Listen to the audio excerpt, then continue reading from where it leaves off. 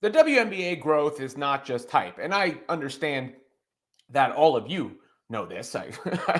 In fact, there is no better evidence of the growth of the WNBA than this guy sitting here talking to you right now. But sometimes these things are difficult to quantify. We've seen that the WNBA had huge ratings growth and huge attendance growth this year, was discussed way more than it ever had been before. But now a new report from the Morning Consult has listed the WNBA as the fastest growing brand in 2024 amongst all US adults. So, not like, did well, but was number one. The first time I think a sports league is ranked number one on their list, and the first time a women's league has made their list. Of course, Caitlin Clark, the driving force behind that, but everything else rose as a result of that as well. And it's just kind of amazing to see it in print and, quantified by people who research and look at those things. This is the Morning Consult's actual list right there. Good year for Ben and Jerry's, apparently, as well. But as you can see, the WNBA right there at number one, which shows you that that W stands for wave, and it keeps rising. Now, when I read about this actually last week in, I think it was Ad Week, and they put out a weird article about it because they did one of those things where they were trying to backflip and do somersaults and back handsprings to make it not about Caitlin Clark. When anyone with a brain realizes that she is the driving force and the biggest reason and I don't want to say the sole reason, but like the sun with the rest of the planets orbiting it, right? And it was just strange that they put it out there in that way. And this, what is it? Urge or need to give everybody else the credit, but everybody else is going to get the credit. That's the beautiful part about it. And that's the thing I keep going on and on about. Everybody else is going to get the credit has already started for everybody else. Asia Wilson's MVP season was praised way more than it would have been otherwise. Sabrina Ionescu's shot was celebrated way more than it would have been otherwise. Angel Reese became a star and is now, out doing all sorts of things and probably one of the most sought after celebrities from a marketing standpoint. She had the back and forth rivalry, if you will, with Caitlin Clark, of course, too. Then the next wave, and Paige Beckers and her shoes come out, and Juju Watkins, and forgetting just about that, South Carolina continues to grow. I've seen their fan base firsthand.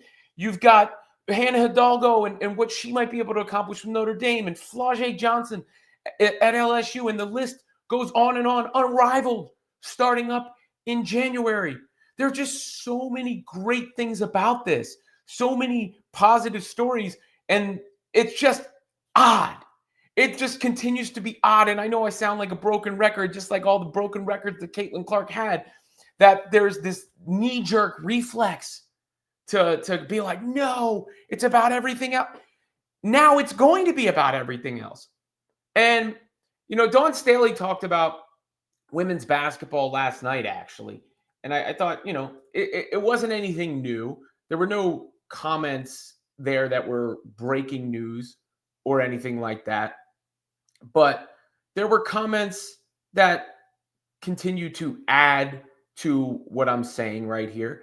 And I think it is true, because it is now about more than Caitlin Clark, clearly, right? Like, it is about more than Caitlin Clark. She was the event. Sometimes you just need that, event, that everything grows from. And that's what we've seen. And of course, there was growth before that. There was interest before that. No one's saying there weren't fans before that. But this new, wave that I referenced changed in part because of that. And Dawn Staley talked about women's basketball and where it is last night after South Carolina's convincing win. Women's basketball is here. It's not coming. It's arrived. Every arena that we played in has been packed. And, it is We're in high demand. So you could probably schedule a game on the moon. There will be people going to a women's basketball game on the moon. I'm happy for our game. It's long overdue.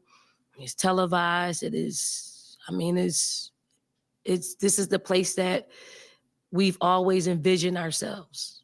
Like we've always envisioned ourselves. Maybe some other people didn't have this kind of vision, but the players and the coaches and the fans, they envision us being here. So And that's not just about the WNBA, obviously, but those two things correlate and connect. And even the other night at Barclays, the Connecticut game against Louisville at Barclays, the Iowa game against Tennessee at Barclays, in an event that was put on Fox national television, right? And again, I have the one of the best firsthand stories of seeing this happen in real time. But I'm not so sure, and I would have told you were absolutely nuts and out of your mind and insane in the past. But I'm not so sure the women's game doesn't surpass the men's game in the future. The momentum is there. And that almost, like, even to utter those words, and I'm not saying it's going to, but it's at least worth entertaining the thought, because if you look at the women's college basketball landscape right now and compare it to the men, I think there is more star power from coaches, Oriema, Staley, Mulkey, down the line, to players, Paige, Flau'jae, Hannah, Sarah Strong, Juju Watkins, down the line. There's more star power there than on the men's side. And then when you compare the WNBA to the NBA, the ratings gap already closed tremendously. That's in one season. And I know a lot of that was Clark, but the ratings went up otherwise too. The WNBA finals were way up. And the discussion, even now, we're in the off season. And I know, I get it. That's what I do now. So I'm not a great example there. But I think if anecdotally you were looking at it, you would see the discussion around the WNBA may be exceeding the NBA right now. And the NBA is in season. And I say this as a lifelong NBA hoops head and basketball fan. It is, what a time to be alive. And it's something everybody should be proud of. Everybody involved with the women's game should be proud of the pioneers, the current players, the future players. And yeah, it's just one list, but it's just more proof of what we know to be true. And that is, this is a real, legitimate women's basketball and WNBA boom.